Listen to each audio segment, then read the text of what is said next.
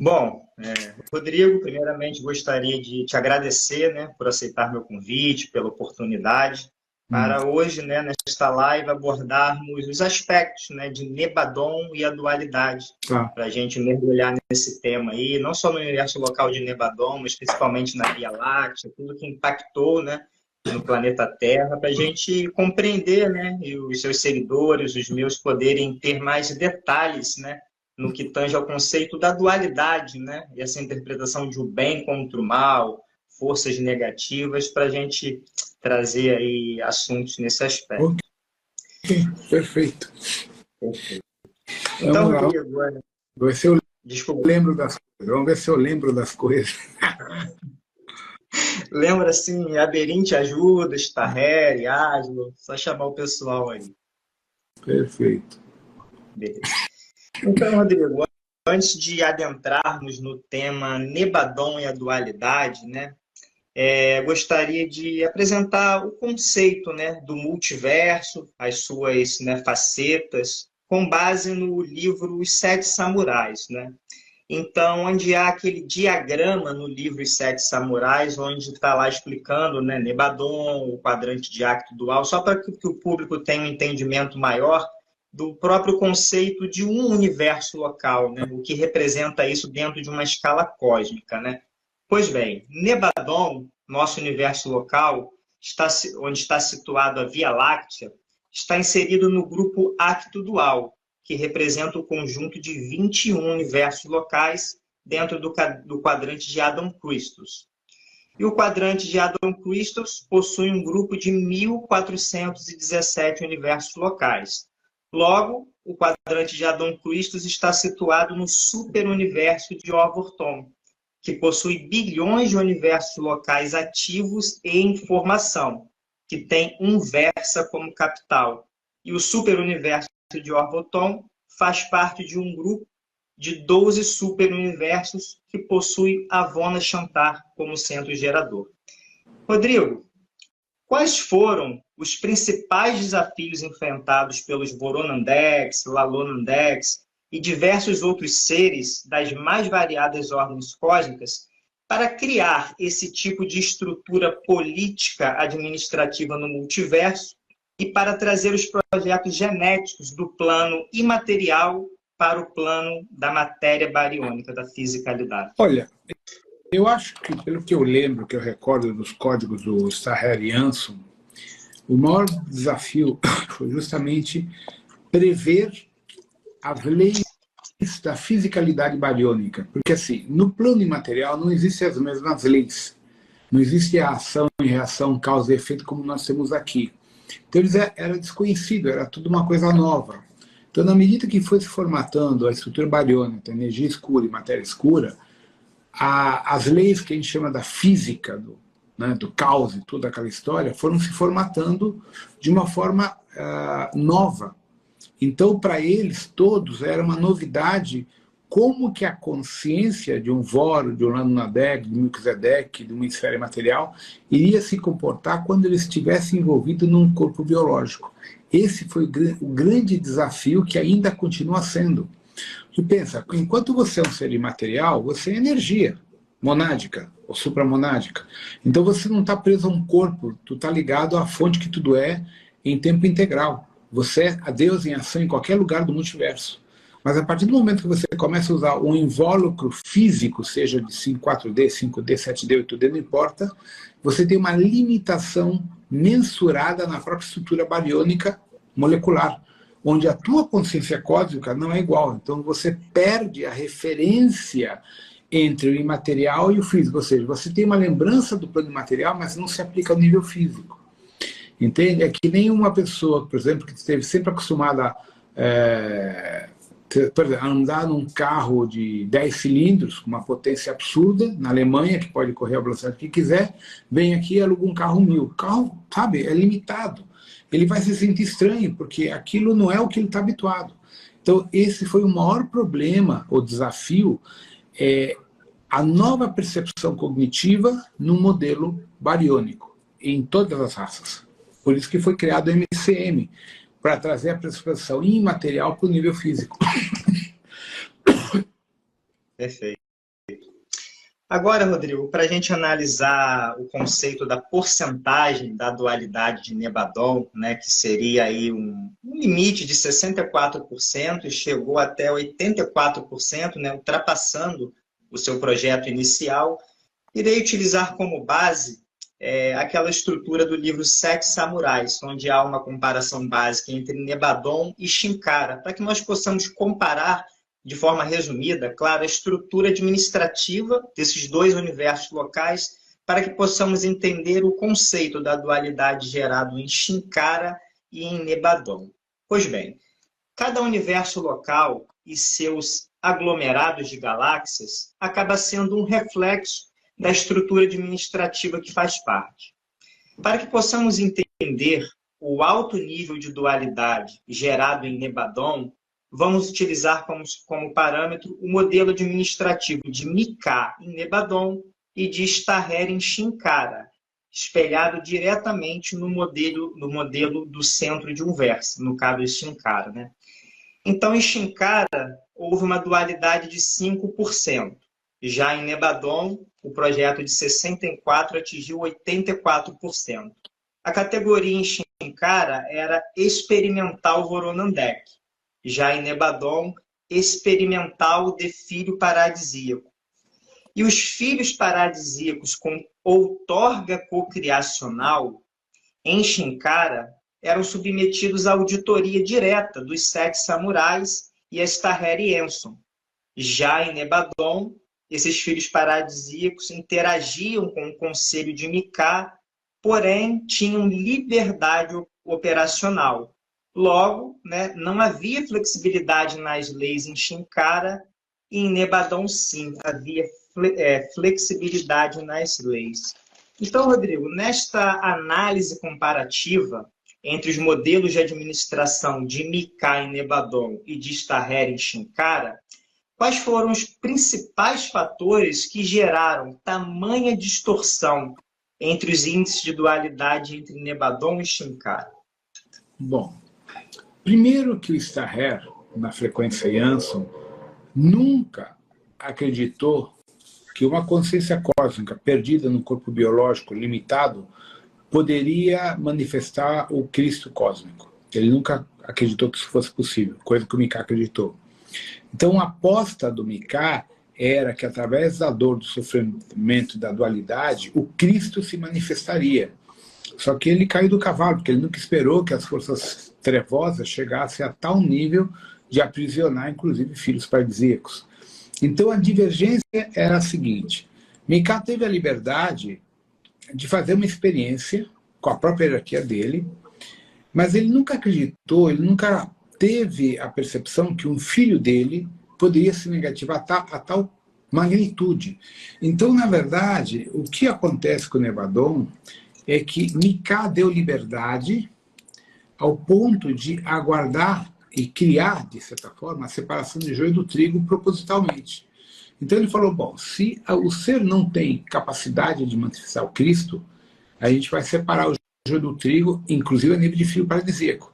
Então, uma grande jogada do Mika foi fazer uma separação entre os filhos paradisíacos ancestrais e os novatos. Porque ele sempre disse que os novatos não tinham pegada, não tinham fibra nem garra para fazer o que os antigos tinham feito em outros universos antes de Avona Shantar. Porque o Avona Shantar é um resíduo de outros universos anteriores.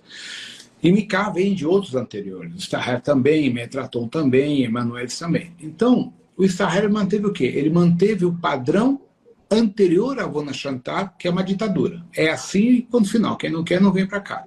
E funcionou. Mika falou, não, vamos fazer diferente, vamos tentar abrir isso a ver, para a gente testar a índole dos nossos filhos paradisíacos, a geração novata, para ver realmente até que ponto essas consciências têm capacitação ou não para levar um projeto cósmico-galáctico do multiverso nessa envergadura. Então, Mika deixou acontecer para criar propositalmente a separação de joio do trigo. Foi meio que uma estratégia para mostrar para o Conselho Voronandek, o Conselho de Anciões, etc., que a nova geração de filhos paradisíacos é uma bosta, que nem a nossa molecada hoje é uma bosta. Não tem pegada, não tem fibra, é mimizento, tudo chora, tudo não sabe. Os caras não constroem nada. É exatamente isso. Haja visto Saraten, olha as merdas que Saraten fez. Saraten é um filho parecido novato. E olha que ele vem de Anyotaki, que é um ancestral. Perfeito. Agora o tema é o código MCM, né? Morontial Krishna Mahatma.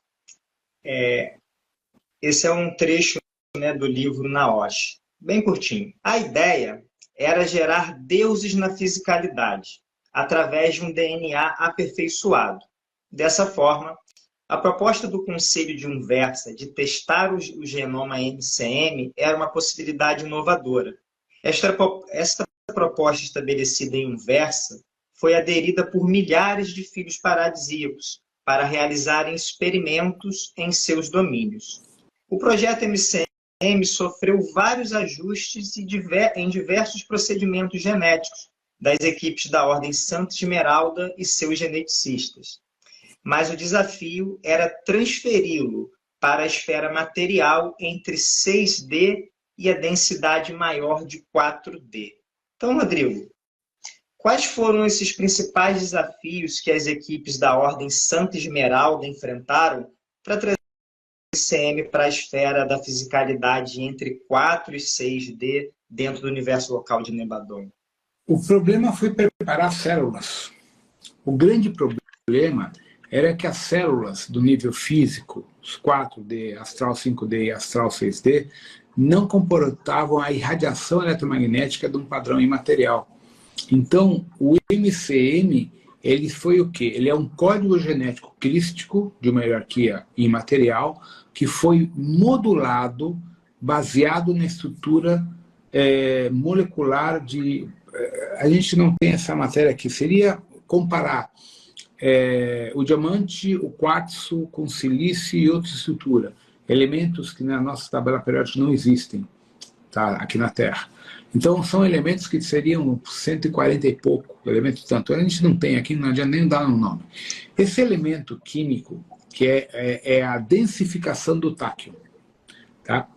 Então, esse elemento químico que não existe na Terra, que é um elemento cósmico, ele é a densificação molecular fisicalizada do táquio.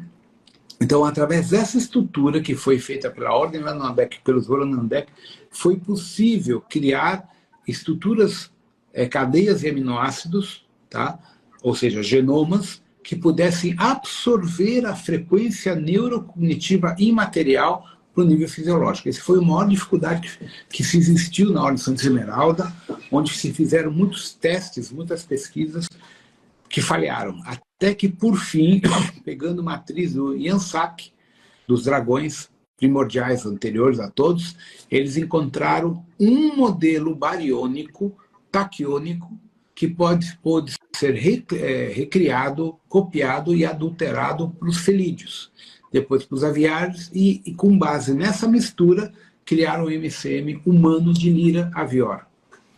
Foi o que mais deu trabalho. Então, agora vamos explorar o tema Saraten, né? Antes de adentrarmos nos principais aspectos que geraram o aumento da dualidade em Nebadon, devemos analisar a atuação do filho paradisíaco Saraten.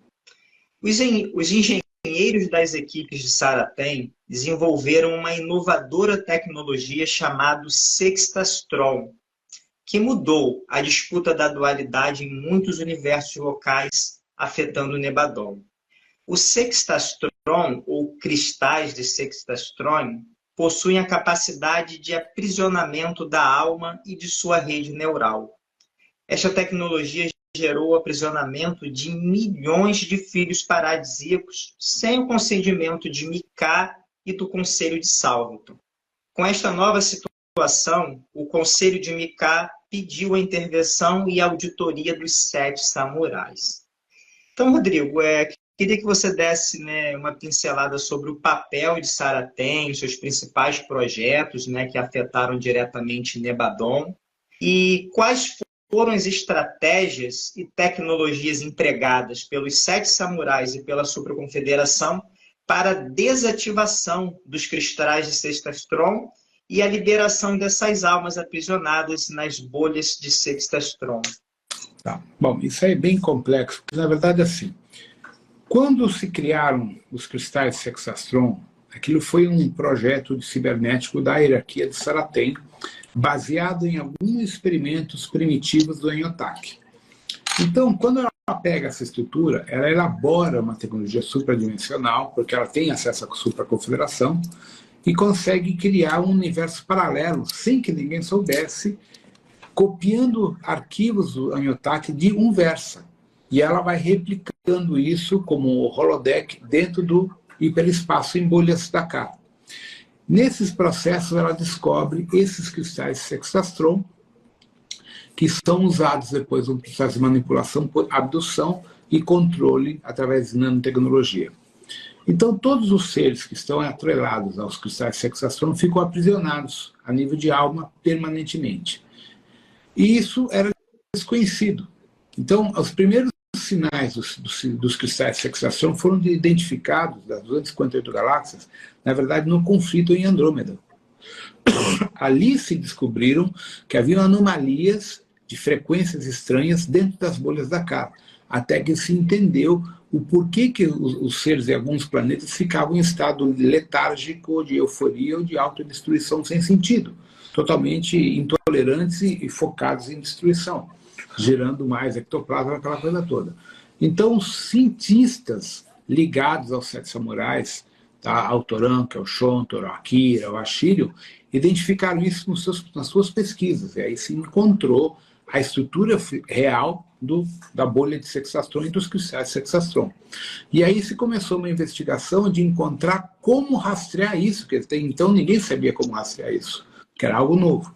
Então, os cristais Sexastron, eles têm um espelho, uma frequência que é o espelho do táquio, mais ou menos. Ou seja, o táquio vibra numa frequência X, ele vibra na frequência X inversa. E aí eles descobriram, então, dessa forma, rastrearam as bolhas da K, através do próprio fluxo de energia dos cristais Sexastron, até achar toda aquela manifestação.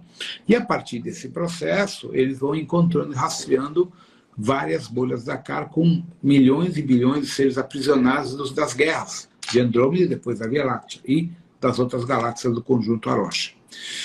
Então, quando a supraconfederação, chefiada pelo Alcon, Yavlo e o pessoal dos Sete Samurais, interagindo com a Federação Laniqueia, passando a tecnologia para eles também poderem trabalhar, se chega à conclusão que a única forma é implodir através do campo paratron e de armas de pulverização temporal essas bolhas da K para conseguir entrar nelas e paralisar a rede neural desses seres para poder puxar dali por um teletransporte.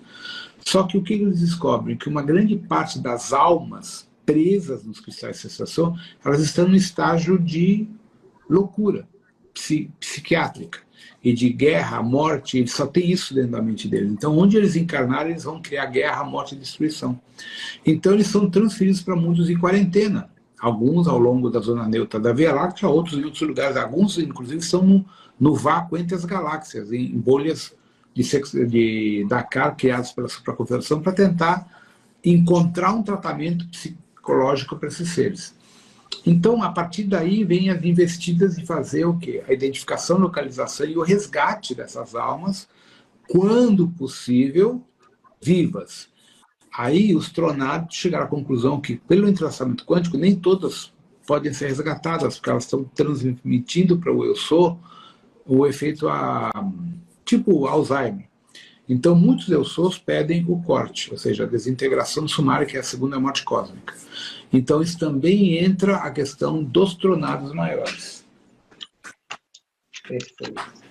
E nesse contexto, Rodrigo, que você trouxe do aprisionamento, né, de filhos paradisíacos dentro das bolhas da K, houve um momento em que esses filhos paradisíacos que se autoconsideravam deuses, né, intocáveis, em determinado momento, com a intervenção da supraconfederação e dos Sete Samurais, houve a desintegração, né, de muitos desses filhos paradisíacos, inclusive Saraten, né, dentre outros. Como é que foi esse contexto, né, do ponto de vista político, administrativo, da desintegração de filhos paradisíacos, que era algo novo até então? Então, essa foi uma situação interessante, porque temos que entender o seguinte: Os 7 samurais vêm para Nebadon a pedido de Micah.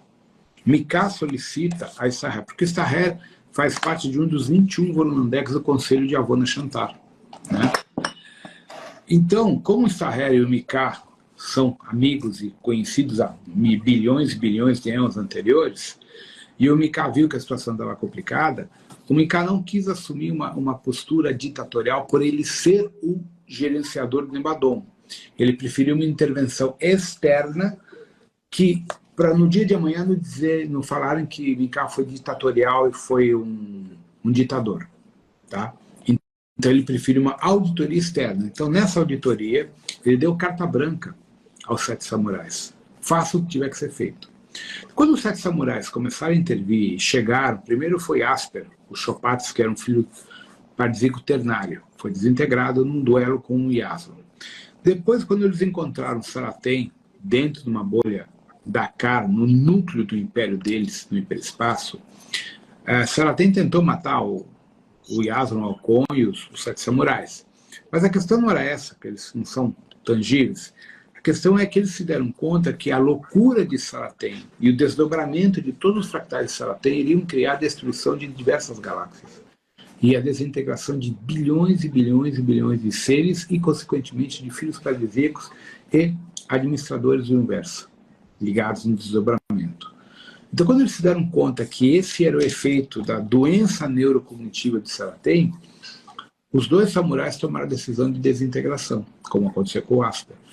Então, eles nem pediram autorização, foi automático. E aí, como haviam mais filhos paradisíacos da mesma frequência, deram o exemplo, desintegraram Saratem e, ao todo, 7.200 filhos paradisíacos de uma única vez, implodindo toda a bolha da cara do hiperespaço através da rede neural deles. Ou seja, através do poder mental dos 7 samurais, aquilo foi desintegrado e virou elétrons e antimatéria.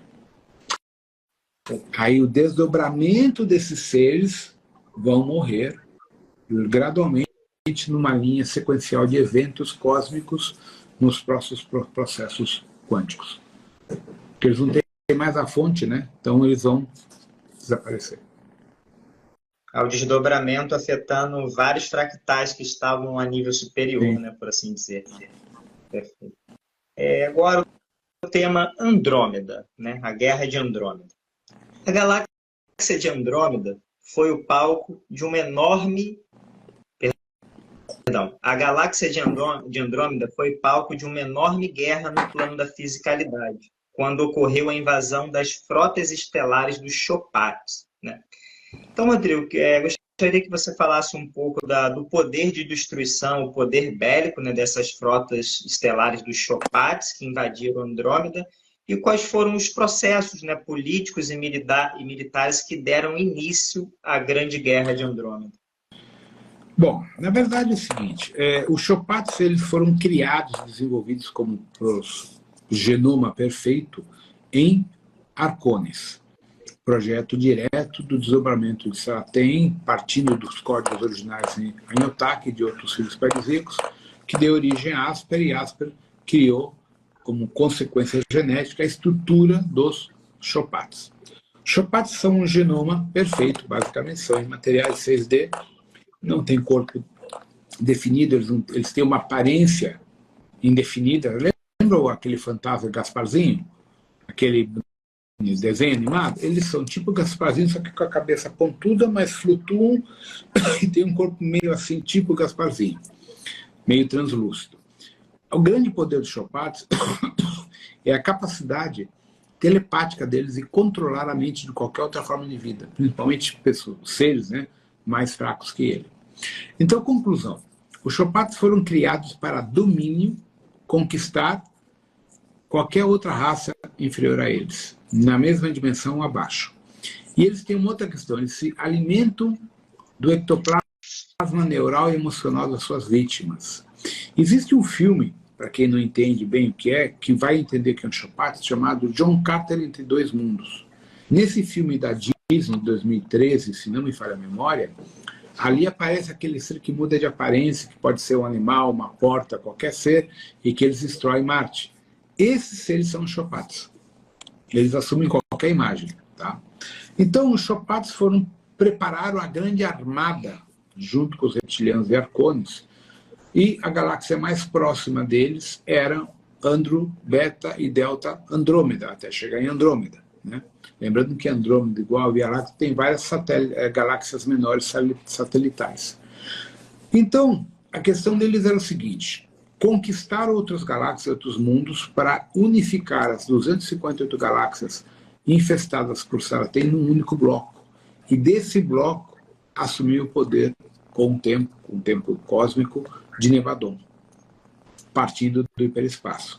Então, antes da invasão de Andrômeda, Arcones pulverizou em diversos pontos orbitais dessas 258 galáxias bolhas Dakar no hiperespaço com uma grande armada. A armada, como eles não têm dinheiro, é tudo feito com nanites, você vai recriando uma nave a partir do hiperespaço, tu não tem que pagar por isso. Isso é feito por tecnologia, que nem uma impressora 3D, só que uma impressora 3D muito mais moderna. E assim eles criaram uma magnífica frota de milhões de naves guiadas telepaticamente. Não precisava de pilotos, eram tipo drones. E a primeira galáxia a ser invadida foi Andrômeda. E foi muito fácil invadir Andrômeda, porque Andrômeda estava num nível de desenvolvimento tecnológico, social, cultural, até mais primitivo que a Via Láctea hoje. Então, a federação deles, os grupos deles eram primitivos comparados à tecnologia da turma de Arcones. Então, o Arcones chegou muito fácil, ou seja, os draconianos, os Akrans e os Chopates chegaram invadindo, dominando e pulverizando qualquer resistência militar. Então, o Conselho Chamuna de Andrômeda começa a notificar o Conselho Laniqueia e o Conselho Nebadon em Salvington, e aí começa a ativação neural dos grupos mais evoluídos de Andrômeda para conseguir fazer um bloqueio. Só que a situação era tão alarmante que quando o Mika checou, Andrômeda tinha alguns ciclos de existência antes de ser destruída, ou tomada ou destruída. Então foi aí que Mika pediu a intervenção dos Sete Samurais, porque isso estava acontecendo em Andrômeda, e das 258 galáxias, acho que era um total de 25 ou 26 infestadas. Então os Sete Samurais chegam direto em todas as galáxias infestadas e começam a sua ação, divididos multidimensionalmente. E aí vem o Yaberin, vem o Toranque, a Kira, o Shonto, todo esse pessoal para trabalhar. Nós fazemos parte dos 144 comandantes dos Sete Samurais.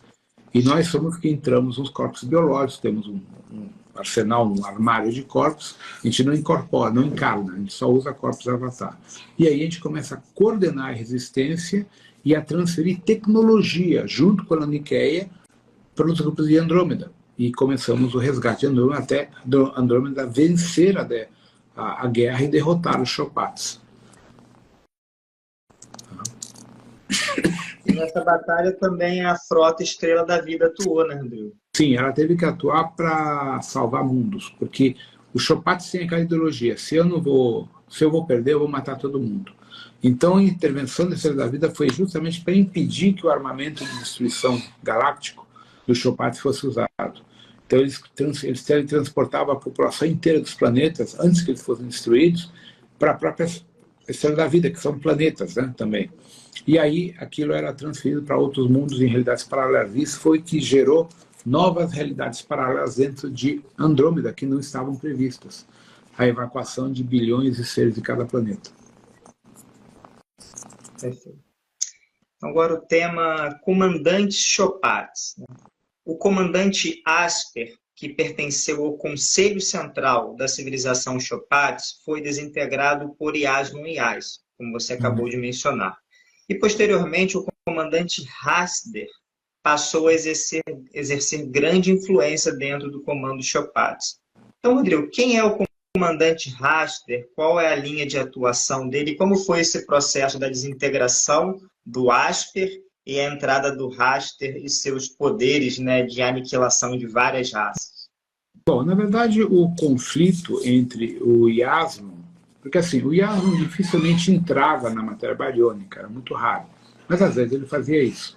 Então ele se encontrou no nível de 15, 14, 13D, não lembro, com Asper, e houve uma tentativa de negociação, só que Asper preferiu tentar, que os duelos eles não são que nem a gente vê do Jedi espada, não, são duelos neurais, tá? Poder mental. Então, numa situação que não havia reversão, o Yasron, para dar o exemplo para todos os Chopats, desintegrou molecularmente a rede neural do Asper e foi buscar o eu sou dele e desintegrou o eu sou inteiro. Todos os fractais do Asper foram mortos naquele momento, tá? Aí, aquilo foi um exemplo, porque nunca nenhum filho paralítico veterinário tinha sido morto, muito menos um Chopats. Nunca ninguém tinha conseguido matar um Chopats. Então, os Chopats, com aquele processo, ficaram aterrorizados, porque eles não sabiam que os 7 samurais tinham a outorga de morte cósmica. Porque, para eles, tudo termina em pizza, que nem essa porra desse país. Ninguém vai preso, ninguém faz... O cara pode ser ladrão, mas não vai preso. Então, existia a impunidade dentro das esferas cósmicas. Por isso que todo mundo fazia o que queria, Saratem fazia o que queria, porque era impune. Ela é um filho para Deus, deixa ela fazer o projeto dela. Então isso acabou com a intervenção dos 7 samurais. Acabou a impunidade. Tá? Então, com a desintegração de Asper, na sequência de cargo de hierarquia, sobrou para o Hasler. E o Hasler evacuou e fugiu com toda a turma. E eles que fugiram, na verdade. O Hasler mandou a evacuação total, senão eles vão desintegrar o resto da gente. E eles se reagruparam a partir de Sextante A, Sextante B, Léo e outros lugares, as galáxias, microgaláxias periféricas, né? São 49 galáxias que a Via Láctea tem satélite, e aí eles foram se posicionando e começaram a atacar, entre aspas, a Via Láctea pelo processo encarnacional, ou seja, em vez de invadir um planeta-sistema, eles ficaram lá e mandavam agentes para começar a encarnar por 10, 15, 20 gerações em cada planeta para minar os planetas através da ideologia comunista, da ideologia política, religiosa, inventando religiões e destruindo a estrutura original de cada país, para criar a baderna, dividir para conquistar. Então aí os 7 samurais, a equipe dos 144 comandantes, depois que restauram o equilíbrio em Andrômeda e entregam o governo de Andrômeda novamente ao Conselho Shamuna, e cadê Ilaneker vai dando conta, eles vêm até a Via Láctea pelos portais, principalmente o Teta Áuriga, Portal Siriano, de Aldebaran e Orion, e alguns vêm por Sextante também. E aí começa a reestruturação da Via Láctea, né? Só que aí começam os problemas, como eu comentei. A nova operação do Hasler não era uma ofensa militar, era colocar a gente para encarnar, para destruir de dentro para fora, o que está acontecendo em todos os quadrantes da zona neutra que estão em polaridade, vamos dizer. Agora vamos para a Federação de Sírios.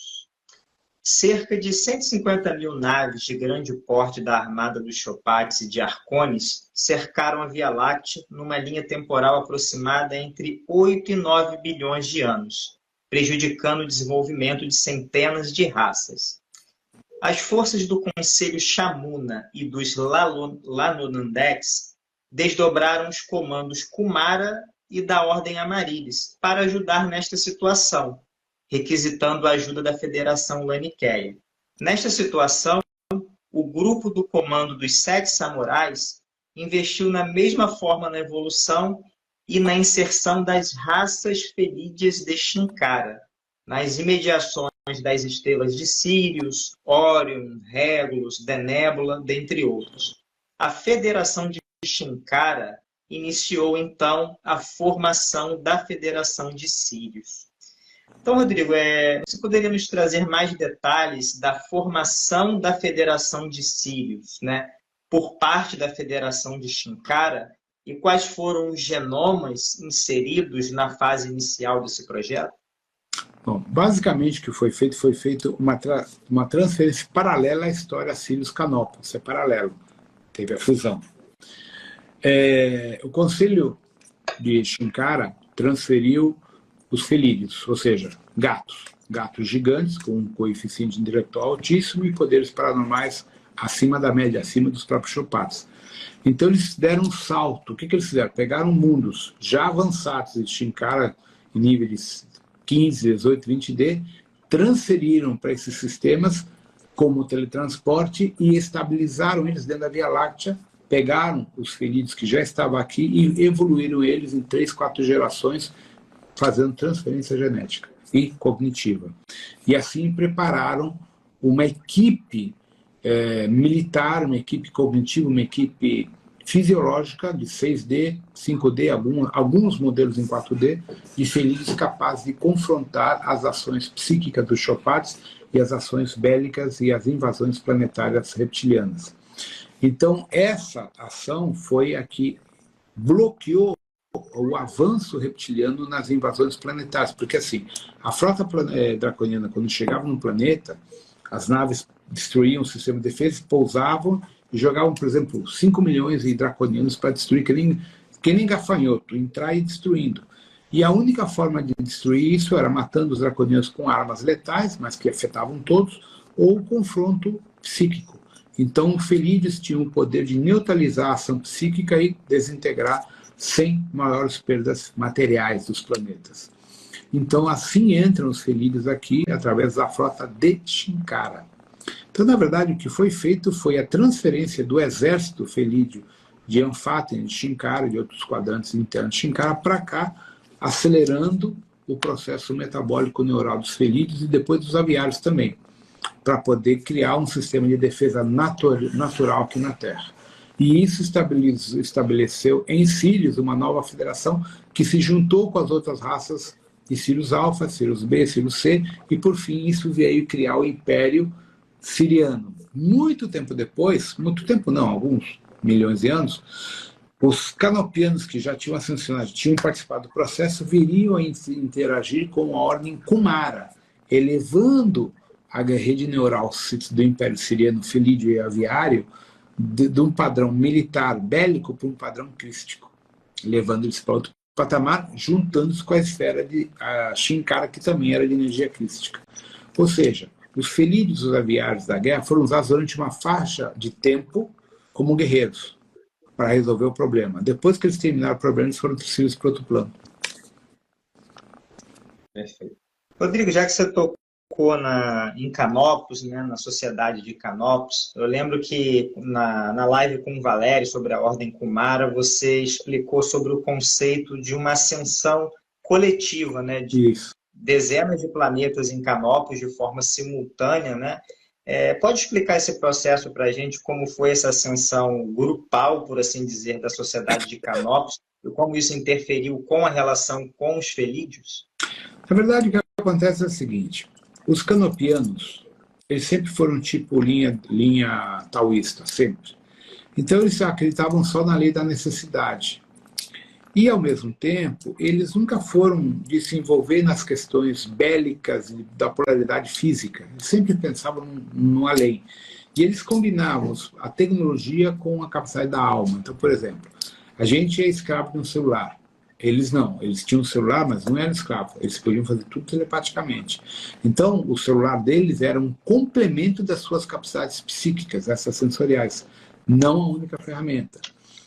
Então, os canopianos sempre desenvolveram uma parceria, capacidades espirituais ou psíquicas, junto com a tecnológica, em equilíbrio.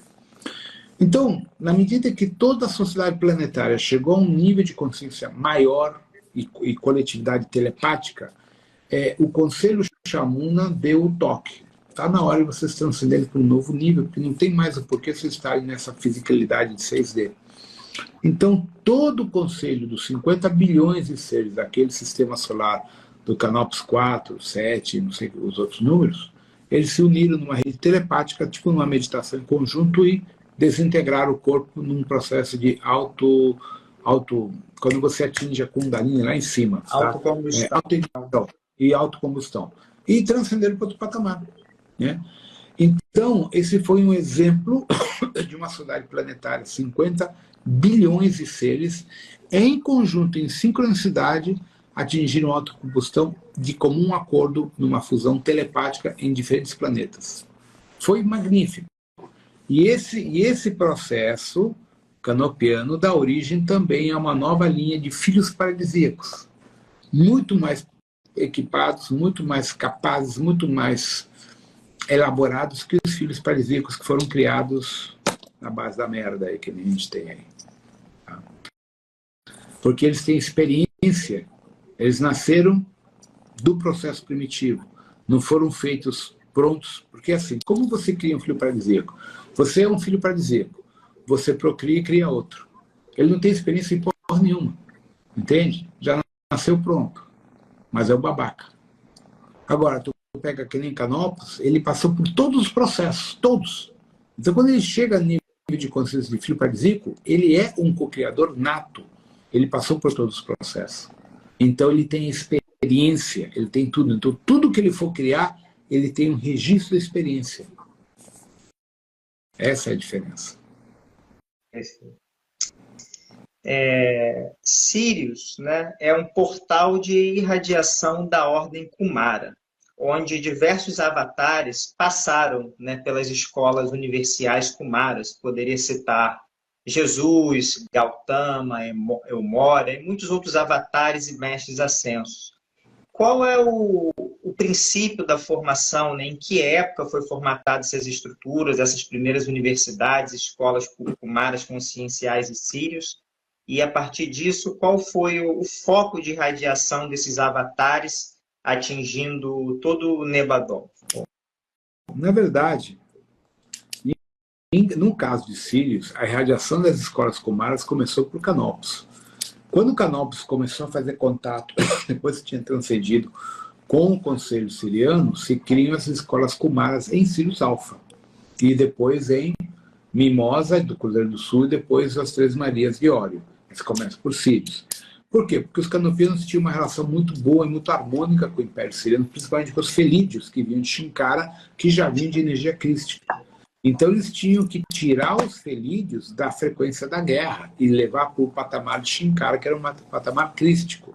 Por quê? Porque os corpos fisiológicos felídeos aqui do quadrante siriano estavam programados para a guerra, para defender o território. Então eles vieram com essa programação. Somos guerreiros. Então eles não tinham uma programação Kumara, eles tinham programação guerreiros.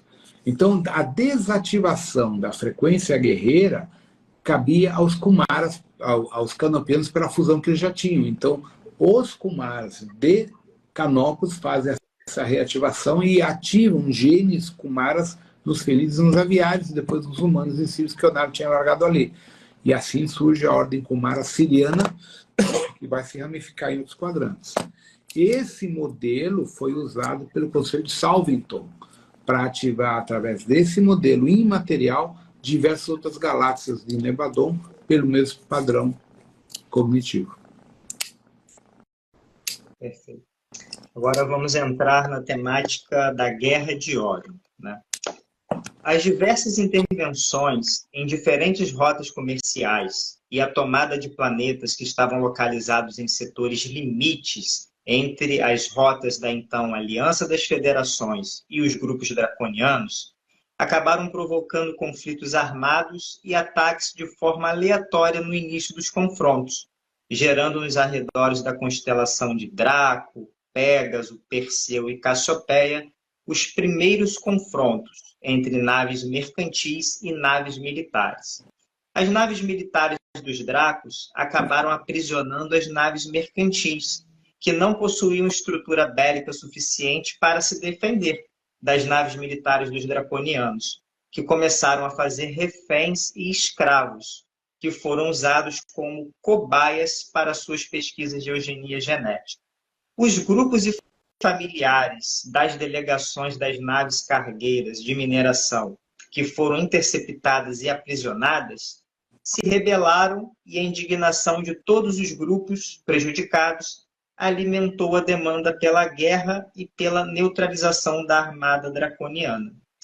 Então, Rodrigo, nesse contexto aqui das casas de comércio, né, dessas naves militares draconianas, como se deu todo o processo político, militar, né, que deu origem à Grande Guerra de Órion? Na verdade, a coisa foi setorial. Tá? Na medida que os draconianos iam abusando do seu poder bélico, de superioridade bélica em número, em tamanho, né, porque os reptilianos colocam ovos, né, que nem tartaruga, cada postada são 700 ovos. Então eles tinham um número muito maior de seres do que os outros grupos. Então eles foram abusando, foram tomando. Então, na medida que os outros grupos foram percebendo da sua deficiência de defesa e até numérica em relação à invasão draconiana e a tomada de poder pelas casas de comércio draconianos, entre elas a Draco-Anu, eles foram pedindo ajuda aos outros vizinhos. Os vizinhos estavam na mesma situação. Então foi se criando um bloco de resistência, tentando encontrar tecnologia e situações de defesa. Até que, por fim, as federações que estavam mais evoluídas começaram a ajudar a se juntar e criar um bloco de bloqueio. Aí, politicamente, a federação coloca vamos dizer assim, um ultimátum às casas de comércio reptilianas, que eles não podem mais invadir o lugar por causa de uma questão ilegal. Pronto. Criaram regras e diretrizes. E os draconianos não acreditavam. Então, assim começam os primeiros conflitos. O problema é que o poderio bélico das naves draconianas era muito maior, então foi preciso a intervenção de 7 samurais, a intervenção de 144 comandantes, que desenvolveram tecnologia adequada para equilibrar essas forças, e por fim estoura a guerra. Então aí a Laniqueia vem a dar ajuda, porque se sabia que a guerra ia vir, mas era preciso preparar tecnologicamente, cognitivamente as culturas da Via Láctea para entender o que estava acontecendo. E aí houve aquela questão que eu já falei nos livros. Houveram aqueles que não quiseram participar da guerra, que nem os canopianos. Os sírios também, continuou indo para outros níveis superiores de consciência. Mas houveram alguns que bateram de frente. E esses que bateram de frente é que acabaram entrando e vivenciando a guerra. Devido ao entrelaçamento quântico dos fractais de alma, os grupos que estavam em nível de 7D, 8D, 6D, viram que a guerra em 4 e 5D estava num nível muito pesado, então eles resolveram intervir na guerra, e aí é que a guerra acaba tomando uma proporção cósmica violenta, e os Chupats começam a usar armas de destruição de estrelas, de sistemas solares. E o Toran, que tem o mesmo armamento, começa a usar, junto com Akira Shonto, para impedir o avanço, e começam a atacar as capitais draconianas, o que os draconianos nunca esperavam. Foi aí que a coisa tomou uma envergadura muito grande. Então, a intervenção foi feita para impedir a destruição da Via Láctea. Tá?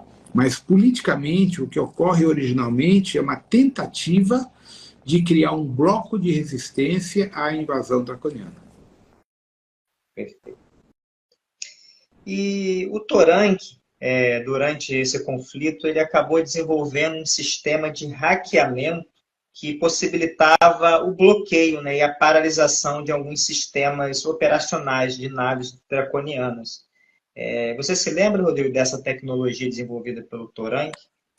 Na verdade, o que aconteceu foi o seguinte: no primeiro embate que o Toranque teve, quando ele sai ainda, sem ser almirante, lá do sistema Danúbio de M45, ele vai em direção a Orion, usando o Aldebaran como referência ao Aldebaran Rigel. Rigel não, Betelgeuse. Então ele queria encontrar e conectar a... Calma, Tico, tem uma fera aqui do meu lado, está me mordendo. Calma.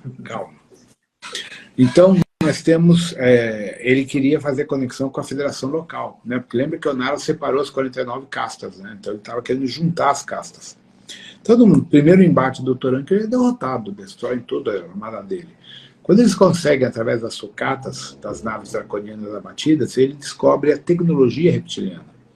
Então ele vai hackeando todos os computadores da programação que os draconianos usam, porque era totalmente diferente a dos pleidianos, né? Quando ele volta ao sistema Danúbio, o Danúbio tinha sido atacado pelos reptilianos, que eles pegaram os bancos de dados da navegação e pulverizaram e mataram a família dele. Foi aí que o Toranque jurou vingança e destruir todos os reptilianos enquanto ele existisse. E aí o Toranque reagrupa a armada de Danúbio, unifica as 6 caças M45 e cria uma nova frota, usando um sistema de computação que decodifica o código-fonte draconiano. Então, quando uma nave draconiana é identificada, ele joga um pulso eletromagnético com o código-fonte, desarmando todo o sistema de ataque e defesa reptiliano. E aí ele começava a atirar nas naves que estavam indefesas e destruiu tudo. E assim ele ganhou várias batalhas. Até os draconianos se darem conta que o Toranque tinha hackeado o código-fonte das naves, eles já tinham perdido várias batalhas. Por isso que ele se tornou tão famoso. Então, Rodrigo, nesse conflito colossal que foi a Grande Guerra de Oro, que gerou uma destruição, né, jamais vista aqui na Via Láctea, Você poderia quantificar alguns números de quantos planetas ou sistemas solares foram destruídos, quantos milhões ou bilhões de almas desintegradas, trazer números para a gente compreender melhor a dimensão desse conflito? O quadrante M78, que fica do lado das Três Marias, a mais ou menos 1.634 anos-luz aqui, que é um aglomerado semi-aberto tipo M45, só nele, em uma única batalha, foram destruídos 25 estrelas massivas maiores do que o nosso Sol e 263 planetas de uma vez só. Só ali, 137 trilhões de almas só nessa batalha, desintegradas, para as bolhas sexastron. Na zona neutra, nós temos a destruição de mais de 3.000 sistemas solares. Desses 3.000, mais de 1.200 sistemas solares foram desintegrados, virando quase que buracos negros, poeira cósmica, com todos os seus habitantes. Não se sabe o número correto, mas é de zilhões e zilhões. Hoje, no processo da zona neutra, nós temos basicamente, em reconstrução, aproximadamente 2.000 sistemas solares, desses 3.000 e tantos, ou seja, nós temos mais de 1.250, 1.300 e poucos sistemas que não têm como ser reconstruídos, viraram pó cósmico. Então, a tecnologia usada, vou dar um exemplo de um sistema, na ficção científica são chamados de canhão conversor. O canhão conversor, imagina um teletransporte igual da Star Trek, lá do Enterprise. Então, nesse equipamento de teletransporte, você é um canhão que direciona uma bomba de antimatéria, uma bomba nuclear, não importa, contra a fuselagem da nave inimiga. Só que o sistema atravessa o sistema de defesa, o campo de força, né? E aí a bomba materializada dentro da nave, implodindo a nave na totalidade. Não tem como se defender disso, a não ser que tu tenha um campo paratron ou equivalente. Eles pegavam essas bombas com uma carga absurda dentro das estrelas e provocavam a implosão da estrela e a estrela virava um buraco negro. E engolia o sistema solar inteiro. Uma única nave podia destruir, por exemplo, a Terra com um único tiro. O tiro se materializando no núcleo da Terra, implodia a Terra de dentro para fora e a Terra era engolida por um buraco negro interno. Então, a armada draconiana, a armada da Federação, tinham esse poder. Por isso que foram feitos estragos absurdos. Então, quando você chegou nesse nível de estrago, a destruição de estrelas e sistemas altera as linhas leis. Para quem não sabe, isso é teoria do Isaac Asimov, mas é real. Todas as estrelas e sistemas, elas têm uma força gravitacional de equilíbrio geodinâmico e movimento, é chamado de linhas-lei. Essas linhas-lei alimentam a sincronicidade de todos os astros no universo, físico, não físico, matéria bariônica e energia escura. Está tudo interligado por cargas gravitacionais. Quando você desintegra uma estrela, um planeta, tu gera um buraco. Esse buraco gera uma desordem de sincronicidade da carga gravitacional, criando um caos e uma colisão de astros. Então, na medida que eles iam desintegrando essas estruturas, foram criando anomalias gravitacionais. Então, para impedir que o braço de Órion inteiro se rompesse, provocando um choque de gravitação com o braço de Sagitário, de A1, e o braço de Norma, foi preciso uma intervenção. Foi aí que os 7 samurais interviram. Agora, você pegando o gancho nessas tecnologias que você citou, né, você fala muito sobre a questão das linhas temporais, né, da Guerra de Órion atingindo a humanidade. Né? Aqui no livro diz assim: os efeitos dessa guerra ainda estão presentes na realidade atual da Terra e da humanidade, gerando diversos efeitos colaterais pelo entrelaçamento dentro do fluxo existencial da humanidade e das ações entre as diferentes facções de poder, conhecidas como a Nova Ordem Mundial e o Sinistro Governo Secreto, que transferem projetos e programas da Guerra de Órion para a realidade existencial da humanidade no presente momento. Então, Deus, você poderia comentar desses projetos da NON, do SGS, que botam, né, nós, a humanidade, né, em sincronicidade com essas linhas temporais da Guerra de Orion, como isso afeta a humanidade? Bom, na verdade, a história é um pouquinho mais complicada. Vamos tentar do início. Quando houve a convergência harmônica entre o dia 13 e 16 de agosto de 1987, oficialmente o Sistema Solar entrou na zona neutra, que vocês chamam vulgarmente de cinturão de fótons. Então vamos entender o seguinte. O astrônomo norte-americano, no ano de 57, eu não recordo o nome desse astrônomo, ele identificou uma nuvem iluminada por cometas, asteroides e por um campo eletromagnético estranho que emitia energia no ultravioleta e no infravermelho, luz, fótons, proveniente do setor de Alcione. E ele fez o cálculo que o Sistema Solar cruzaria essa nuvem a partir dos final dos anos 80. Tá? Então, ele deu o nome de cinturão de fótons. Quem pega essa nomenclatura, muitos anos depois, é Drunvalo Melquisedeque, e começa a falar disso na sua literatura, nas suas aulas com os seus alunos. E essa informação chega ao Brasil pela revista Via Luz, em 93, 94, 95, eu não recordo. E aí os místicos esotéricos do Brasil começam a falar pela primeira vez do cinturão de fótons, sem ter a mínima informação da origem disso. Pois bem, então, o Sistema Solar vai demorar 2.100 anos da nossa escala de tempo para atravessar o cinturão de fótons ou a zona neutra. Tá?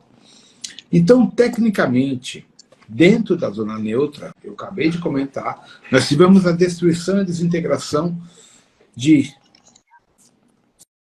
mais de 3.250 sistemas solares. Na média, cada sistema solar tem mais de 10, 12 planetas. É a média. Então, daí dá para ter uma noção do número de planetas que foram atacados. Tá? Então, nós temos poeira cósmica, meteoritos que são detritos de planetas destruídos, cometas que são restos de estrelas destruídas e outras coisas mais, que o Sistema Solar está atravessando desde 87. E nós entramos em 2010, 2009, numa onda mais densa, e isso se configurou ainda em 2019. Então, a memória celular quântica de toda essa poeira estelar gera morte, destruição, extermínio, guerra nuclear e destruição planetária. Então, nós, como seres humanos, hoje estamos sendo permeados por essa memória cósmica.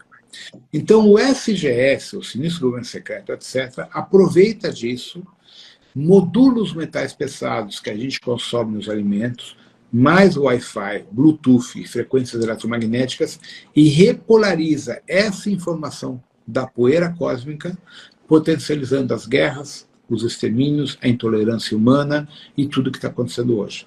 Então, nós estamos a bordo de uma terceira guerra nuclear. É que vocês não estão vendo os movimentos. Os Estados Unidos colocaram 2 porta-aviões nucleares na região de Israel e no Mar Morto.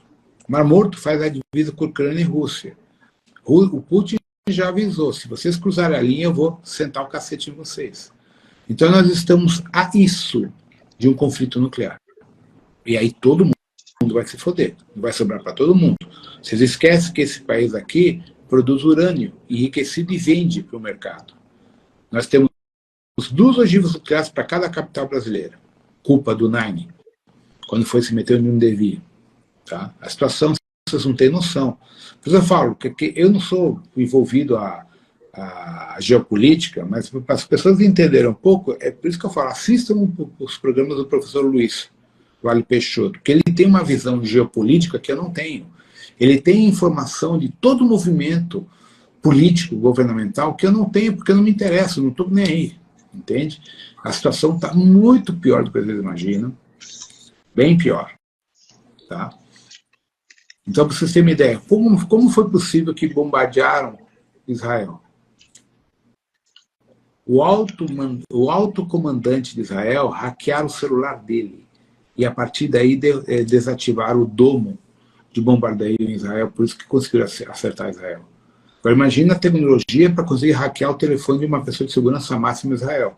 Entende? Então, tudo isso gera um problema muito complicado, porque toda essa guerra de Israel está mexendo com toda a memória celular quântica da guerra dos Anunnakis, das facções Anunnakis, que deram origem aos povos mesopotâmicos, que têm a linha de ancestralidade com cada um de nós aqui.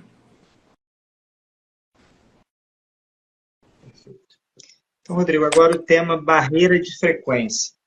Num vídeo da plataforma, você cita os anéis Van Allen, né, em torno ali do planeta, para dar um exemplo do raio da atuação da barreira de frequência, da Lua, né?